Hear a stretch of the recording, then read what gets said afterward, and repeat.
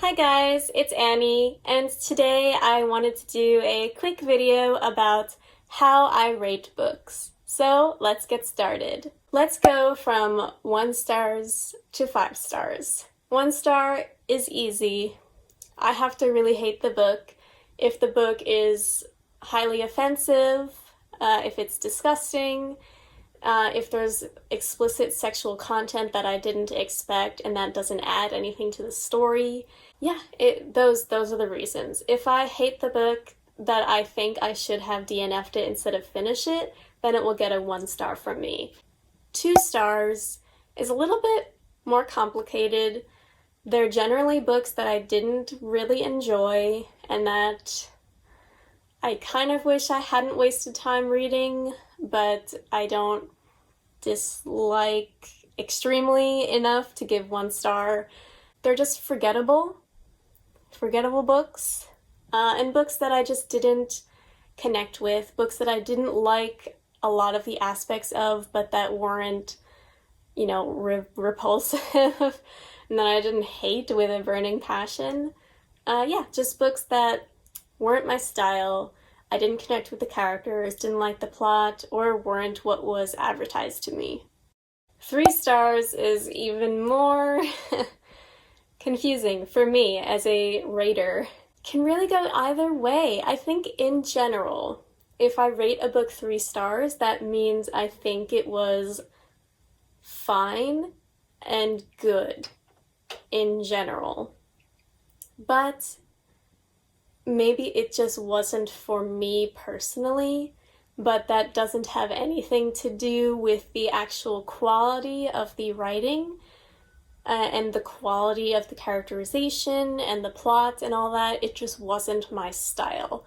For example, I think it would be easier if I talked about examples. A book I read recently was Elatsue by Darcy Littlebadger, and I thought it was very good, but it wasn't for me. And because of that, I didn't really enjoy it as much as I wanted to. But I think a lot of people would really, really enjoy this book up to a 5-star level. I think it is made for a lot of people, but just not for me. It had vampires, and if you've watched my anti-TBR tag, you know that I don't really like vampire characters. So again, that's just my bias. It doesn't have anything to do with the quality of the book. Just so things like that. Things that I'm biased against that, or if a book has a really, really good concept, but the writing quality just wasn't there. It's disappointing for me, but I could kind of read around it and I still enjoyed the world building and the plot and the characters and what they did, but the writing was just meh, then that's a 3 star. Things like that. Things that kind of fell short of my expectations but weren't bad. 4 stars. I think I've been rating books 4 stars a lot more recently than in the past. They were good. They were good books. But they didn't connect with me as much as a 5-star book would. That's basically the reason. If I don't have any real complaints about a book, I think that's the difference between a 3-star and a 4-star for me. A 3-star definitely has something that I can pinpoint that I dislike about it. But a 4-star, for example, Black Sun, there are some nitpicky things that I can pinpoint about it, but just in general, I really, really enjoyed it. I still want to continue the series when Rebecca Roanhorse continues it, but it just wasn't 5-star level for me. There was just something missing. There's something missing that takes away that last star from it for me. But 5-star reads are great.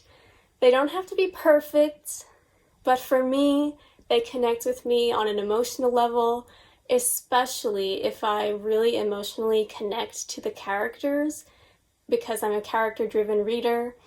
If the characters feel real and their motivations make sense to me, and I love them, then yes, I will probably give it 5 stars. Of course, it has to have some kind of interesting plot, but yeah. I give most nonfiction books I read 5 stars, well, 4 or 5 stars, depending on the writing style, but because I just think it's hard to rate actual real life, you know? But 5 stars are very, very special, and I don't give that rating out lightly, you know?